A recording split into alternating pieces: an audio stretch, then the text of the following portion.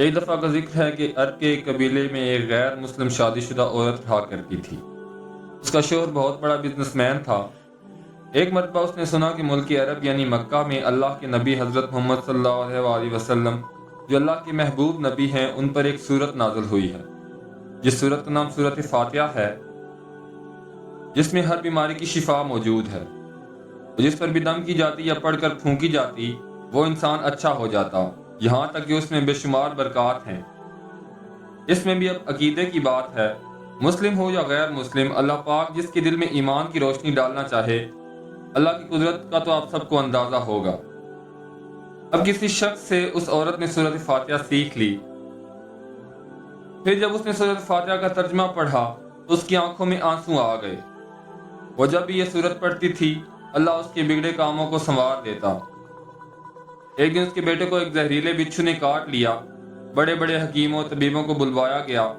सब ने ये कहकर जान छुड़वा ली कि इस बिच्छू का जहर बहुत खतरनाक है।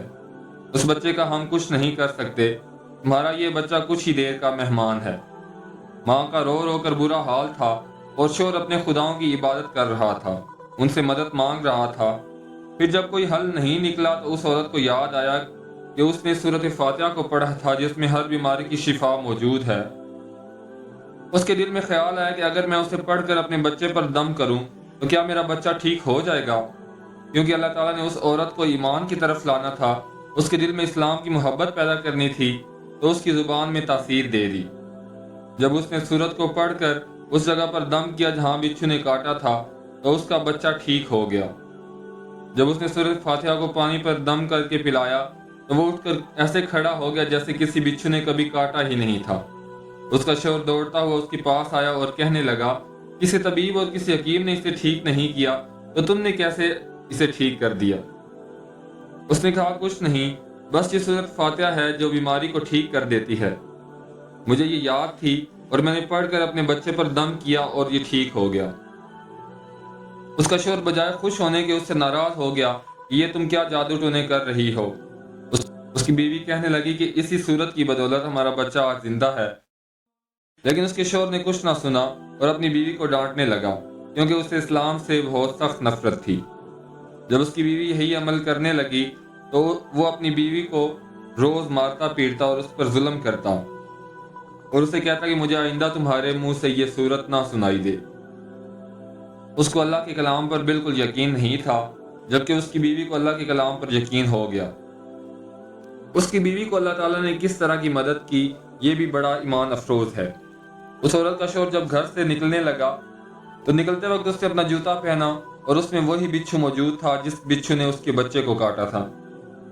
उसका बच्चा तो उसके डंक से बच गया, मगर वो खुद ना बच सका, क्योंकि जब बिच्छू ने उसको काटा तो जहर पूरे जिस्म में फैल गया और वो तड़प के वहीं दम तोड़ गया। खानदान में यह खबर पहुंची तो कोहराम मच गया। अब शोहर दुनिया से जा चुका था। शोहर के मरते ही उसके घर में फाकों की नौबत आ गई। वो औरत कर्जदार होकर रह गई। वो बहुत परेशान थी। दिल में फिर वही बात आई कि सूरत फातिहा का विर्द करती हूँ, क्या पता मेरी परेशानियां भी दूर हो जाएं। फिर वो जोर जोर से सूरत फातिहा पढ़ने लगी। चलते फिरते उठते बैठते सूरत फातिहा का विर्द करती रही और इतने इत्मीनान और यकीन से पढ़ती जिसका कोई हिसाब नहीं था। जब कोई बंदा अल्लाह ताला से उम्मीद लगाता है तो अल्लाह अपने बंदों की दुआओं को रद्द नहीं करता। फिर यूं हुआ कि 7 दिन के अंदर अंदर उसको खुशखबरी मिल गई कि उसका कारोबार को संभालने के लिए उसके शोहर का दोस्त आ गया। जब दोस्त को खबर मिली कि दोस्त की बीवी का कोई सहारा नहीं, तो वो उसकी बेवा के पास आया और कहने लगा, आप फिक्र ना करें, वो मेरे भाई की तरह था, मैं आपकी मदद करूंगा और जो भी परेशानियां हैं वो सब दूर हो जाएंगी। फिर उस शख्स ने उस औरत का सहारा बनकर उसका पूरा कारोबार संभाल लिया।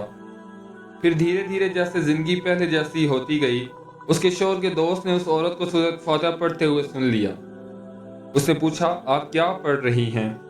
ये क्या मंत्र है जिससे बहुत फायदा होता है? मुझे भी सिखाइए।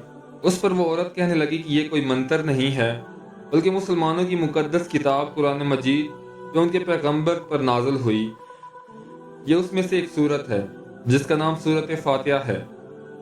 फिर कहने लगी कि मुझे तो इस पर यकीन है, मैंने किसी से ये सूरत फातिहा सीख ली थी, اور اب میں چلتے پھرتے یہ صورت پڑھتی رہتی ہوں۔ وہ شخص کہنے لگا کہ آپ مسلمان کیوں نہیں ہو جاتی اگر اتنا ہی صورت کو مانتی ہیں؟ وہ مزید کہنے لگا کہ ایک صورت کی اتنی تاثیر ہے تو پورے قرآن کی کتنی تاثیر ہوگی۔ وہ عورت کہنے لگی کہ میں تو مسلمان ہو جاؤں لیکن میرا شوہر نہیں مانتا تھا۔ اس شخص نے کہا اب تو آپ کا شوہر بھی نہیں ہے اور ایک صورت کے ساتھ آپ کی محبت دیکھ کر اتنا زیادہ متاثر ہوا ہوں کہ میں بھی آپ کے ساتھ مسلمان ہونا چاہتا ہوں۔ ہم دونوں قرآن مجید سیکھ لیں گے اور ضرور پڑھیں گے۔ وہ کہنے لگی جی آپ نے بالکل صحیح کہا، اور یوں وہ دونوں مسلمان ہو گئے۔